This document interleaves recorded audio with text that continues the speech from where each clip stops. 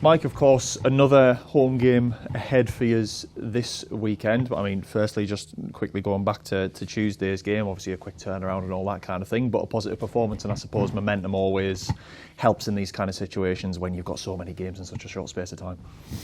Yeah, obviously momentum, it's a key word in football, but it can change in a split second. So yeah, no, it's a really positive performance. We've watched it back, like we thought on the night. We were very good.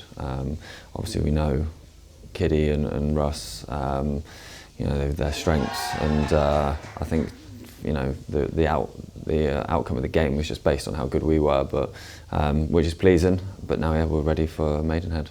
Yeah, and I mean, on Tuesday as well, obviously the first goals caught a bit of attention from not only Gateshead fans, but just general football fans on social media and stuff over the past few days. Obviously, I know you're not one for social media yourself, but it's, I suppose, always a positive when, Gateshead fans can get excited about the way that the boys can play when they're playing well, and not only that, but other fans and potentially people who haven't seen us play before see the way you're playing and hopefully come down to the stadium and watch us. Yeah, I think that's for the fans. It's irrelevant for us. Spend no time on that. Obviously, we're looking at more the passages of play over the whole 90 minutes and our strengths and areas we can improve on. But ultimately, yeah, we want to get as much traction to this football club as possible and create as many bums on seats as we can, which is only going to benefit the community and the team in general. So yeah, like I say, for me, it's all focused on Maidenhead. Yeah, and you touch on Maidenhead there. What kind of encounter, I suppose, are you expecting this weekend? I suppose in a little bit of a parallel maybe to Kidderminster, they're probably known more for their defensive solidity usually, and are a side who are generally quite tough to beat.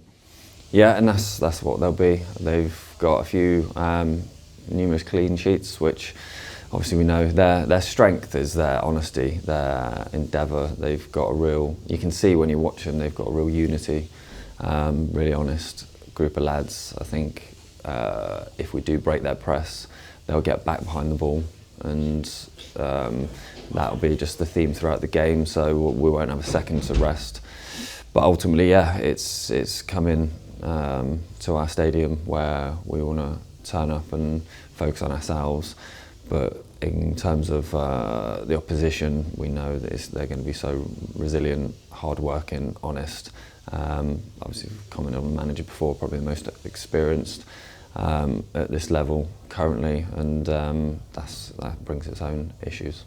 Yeah, and off the back of a couple of games where it's been an unchanged squad, both starting 11 and bench as well. I mean, you've mentioned before about how it's not really a huge difference between the subs and the lads who've been starting. So, I mean, with the kind of quick turnaround and the hectic schedule you've got, if you do end up changing things, I suppose sometimes it can maybe feel like a case of, lads need to be rested and things like that. But if it does end up happening, is it more a case of that, lads do need a little bit of time to rest, or is it just a case of that lads are knocking on the door and aren't too far away from being able to slot in and not really have too much of an effect on the squad, really?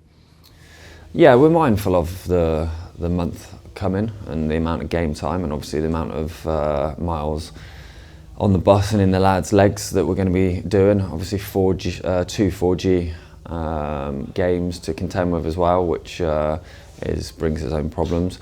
But ultimately we come back to our main focus is Maidenhead. We put the strongest, what we deem anyway, is the strongest starting 11 and 16 on the bench, and then we do that for Oxford, and then we do that again. It's the most important game of the season. No bones about that, but ultimately we've got to look on the reflection what we deem as the strongest team. And yeah, before I've liked to make changes because to freshen things up and energy, enthusiasm, and lads do deserve opportunities. But recently, yeah, we've stuck and the consistency's paid off. So yeah, like I say, it's something for the coaches to talk about and map it accordingly. I mean, along the lines of squad, obviously a new addition in Karen Lofthouse coming in from Barnsley as well, someone who knows the league, having been at Woking previously. So what's he going to add to, well, I suppose not only the squad when he does play, but as well the competition, having someone like that pushing the lads who are starting if he doesn't go straight into the team?